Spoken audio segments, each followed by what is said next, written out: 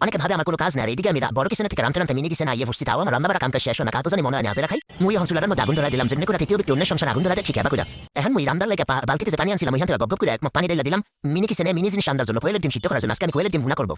ডিমটা সিদ্ধ হয়ে গেছে এখন আমি একটা কড়াই বসাই তাতে গোপাকপ এক বালতি তেল ঢেলে দিলাম তারপর তেলটা গরম হয়ে গেলে তাতে দিয়ে দিলাম পেঁয়াজটা একটু লাল লাল হয়ে গেলে একটু পরিমাণ পানি দিয়া লবণ মরিচ হলুদের গুঁড়া সব ময় মশলা দিয়ে সাথে দিয়ে দিলাম টমেটো আর কাঁচামরিচ